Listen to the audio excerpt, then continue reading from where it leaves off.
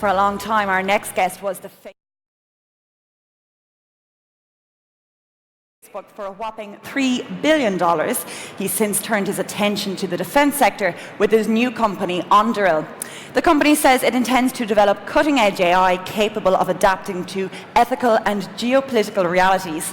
And earlier this year, Anduril announced it had won the Pentagon's AI contract, Project Maven. So what does all this mean for the man behind the headlines, Palmer? That's what we are here to find out. In conversation with CNBC's Deirdre Bosa, please welcome the founder of both Oculus and Anduril, Palmer Luckey.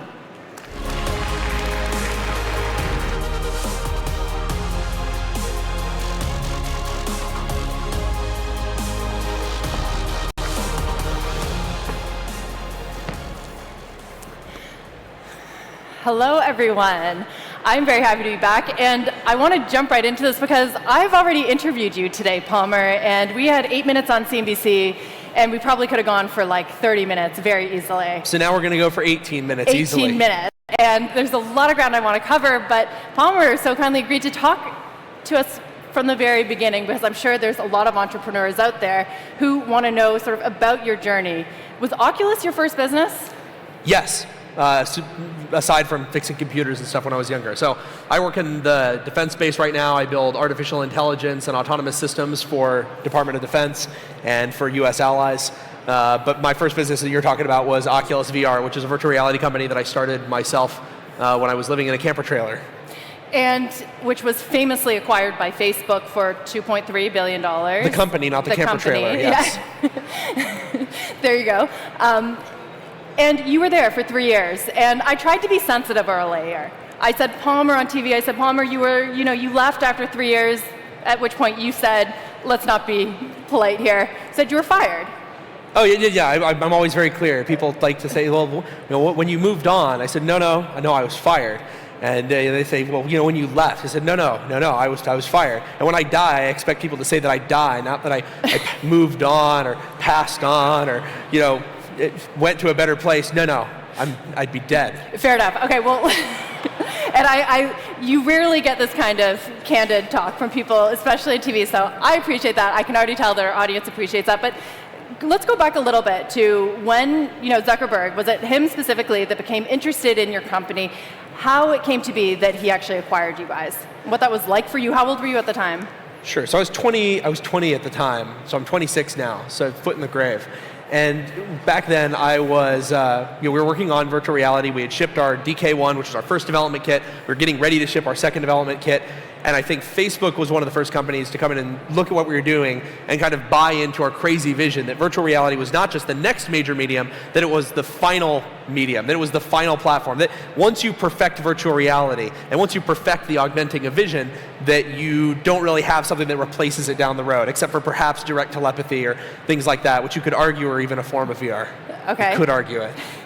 What was it like going into that organization and handing your baby over? And one thing that I appreciate too, you doesn't seem like you left Facebook with any bad feelings, but you do regret that you're not there anymore. So what was it like, first of all, to work with Zuckerberg and the team there? Oh no, I definitely left with bad feelings, hate and rage, and those still live in me today. But are you joking or are you serious? Oh no, of course I'm serious. But the thing that people often don't get, they're like, why do you still support Oculus? Why are you still, why aren't you saying any mean things? And it boils down to one simple thing. I'm a believer in virtual reality, and I want it to happen, and I believe it's inevitable, but I believe that it still needs a lot of help. And it would not make any sense for me to act in a way that hurts the company that is doing more for VR than any other company. I mean, I told you this backstage. Mark Zuckerberg is VR boy #1 in the whole world. He is putting more money into it, more people into it than anybody else. So it doesn't matter that he fired me. It doesn't matter how I feel about that. As long as VR is successful, then I'll be able to be at peace. It's a very practical way of looking at it. I want to explore what you just said, though. What feelings of hate do you have? Because it doesn't come across that way. Yeah, I'll just keep not letting it come across that way. Okay, fair enough. No, well, thanks to you. I tried. At which point you said that you're happy that Oculus is still with Mark Zuckerberg because he is so focused, and I asked you, Would it be better under Jeff Bezos and Amazon? I don't know. I don't know how much Jeff believes in VR specifically. I love Jeff. He's so cool, and he's doing amazing things. Probably he's my number one crush right now is Jeff Bezos. He's at the very top of the list. But I don't think that necessarily means that he feels that VR is the thing that he wants to invest his money in. He wants to go to other planets. He wants to build his floating space colonies. He's probably more focused on that than escaping reality into virtual environments. So right now, I think Facebook and by extension Oculus are putting more into VR than anybody else, and I want him to keep doing that. Well, let me ask you this then. Do you think that Facebook is going to be around and Zuckerberg is going to have the control that he currently has 10 years from now? Where is Facebook and what does that mean for Oculus? Yes. Especially when we're seeing this huge tech backlash. Yes, you will not be able to get rid of him. It is impossible. He is the chairman of the board, he's the majority voting shareholder, and he's the CEO, and that's not going to change anytime soon. People should cope with that reality rather than believe that there is some way out of that particular situation, especially because I think it's actually, from my perspective, not the worst situation. I'm not a believer that in an organization like Facebook or in a place like Silicon Valley that you can just take one person out and plop one person in and solve anything. That's not how these things work. These organizations operate on a much bigger scale than just one person's decision making. Fair enough, but what about calls from US politicians to break up the company or regulate the company, have the government regulate? Is that a real danger for Facebook and big tech? Well, the Democrats and the Republicans both agree that they don't like tech, and they just don't agree on what to do about it. But populism is hot, hot, hot. And those politicians are chasing that trend, and they're hoping that their voters agree with them. And I think that that's why you're seeing a lot of this happen. And I can't say that they're misguided in their intentions, but I do think that a lot of the specific approaches are misguided. I don't think that picking out one person and putting in a new one is going to solve anything. I don't even think that necessarily breaking up these companies is going to solve anything in the long run. And Sheryl Sandberg made a very good point. Her and I don't agree on a lot, but one thing we do agree on is that if we break up these Western tech companies, we are going to have to deal with a world where the biggest tech companies are run by the Chinese, and they are not going to break up their tech companies. They are going to eat more and more and more of the market. And if you think that big tech in the West doesn't care about privacy and doesn't care about free speech, wait till you meet Chinese big tech, because they don't care about any of that stuff.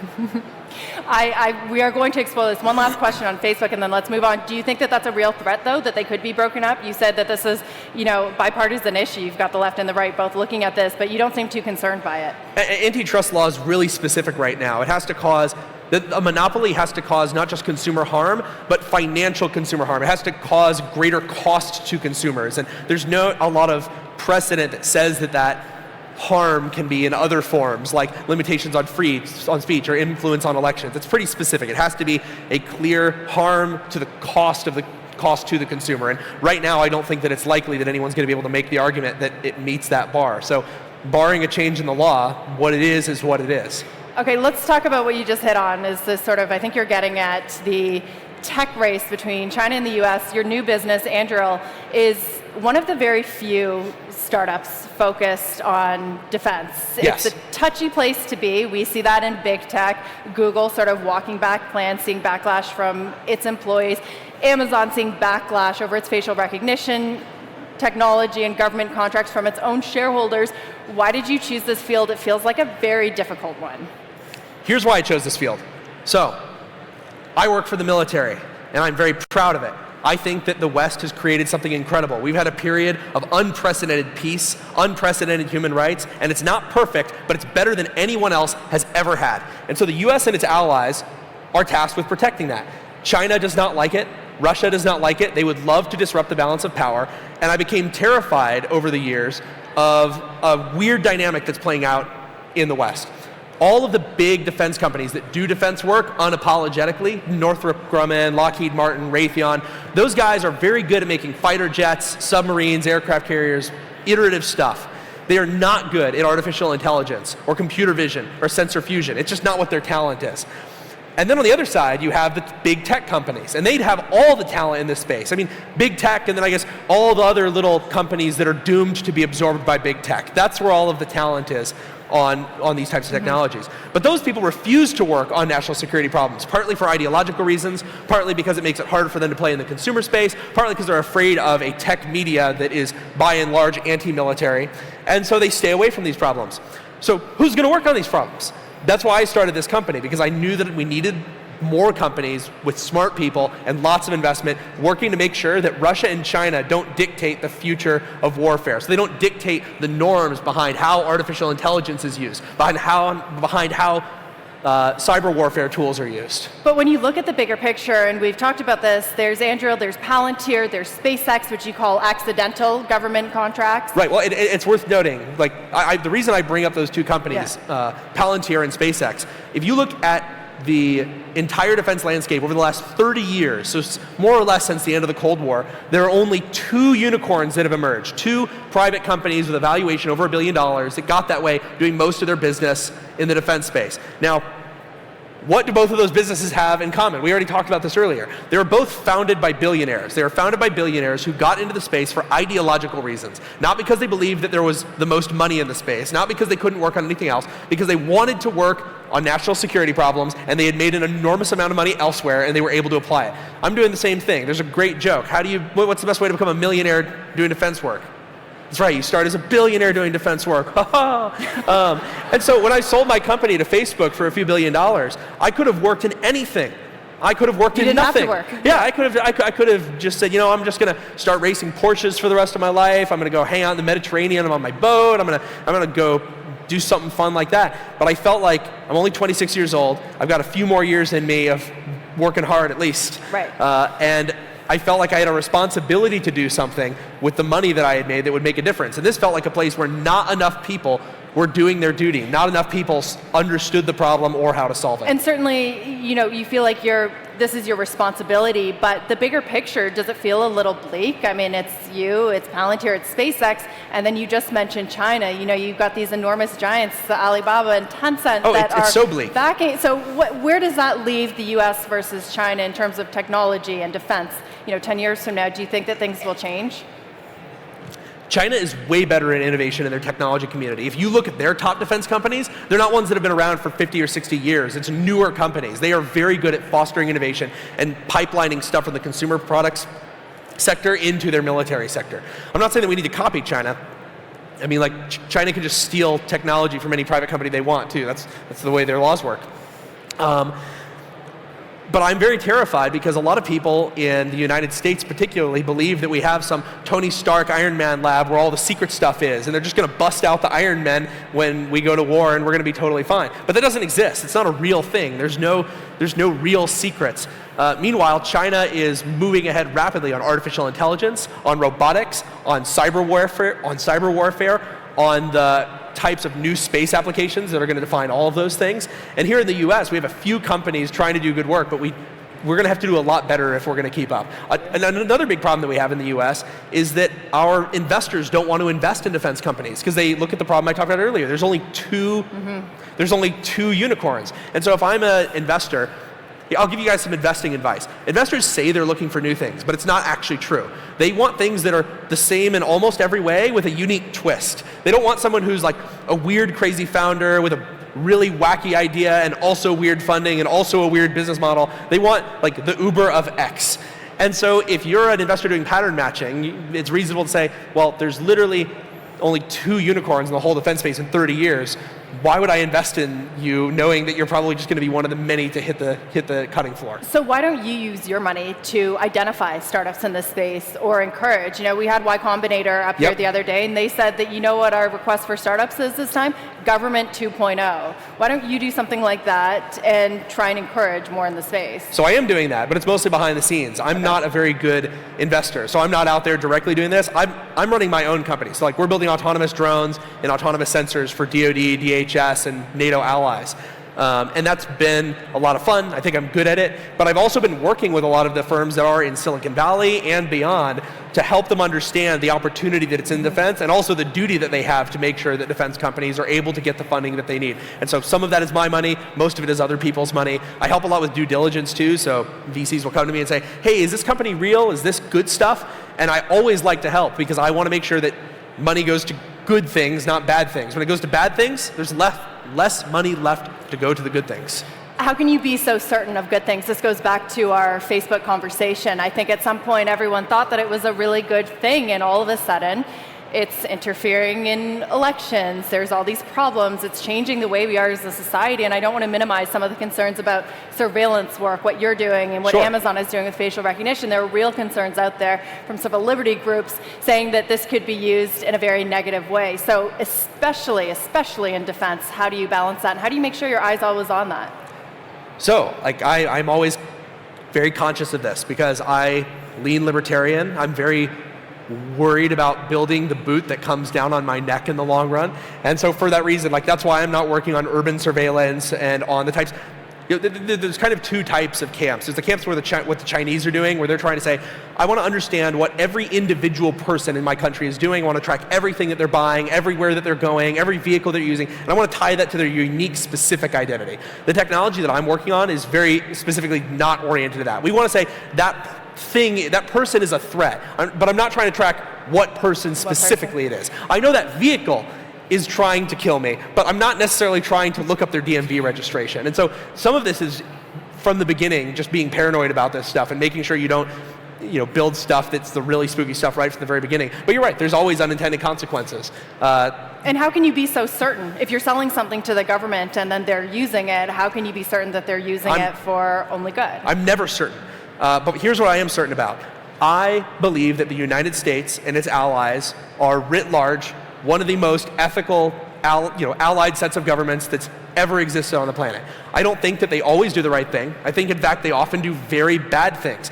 But all in all, I think that if the US government has more information, they will make better decisions. I believe that when the military knows more about the battle, that they're going to kill less civilians, there's going to be less collateral damage, they're going to get the bad guy more often. And so yeah, like, there might be unintended consequences, but the right way to solve that is not me to figure out how I'm going to control the United States government and our allies. It's to say, you know what? I believe in rule of law, I believe in democracy, I believe in the checks and balances that exist in our system, and I believe that people will work with their elected representatives to make sure that these things are controlled in an effective way. And that doesn't mean that you'll get ahead of every problem, but I don't think we're ever going to accidentally end up being a totalitarian regime like the Chinese Communist Party runs. Like, you don't accidentally become a totalitarian regime. You have to make some steps towards allowing it to happen.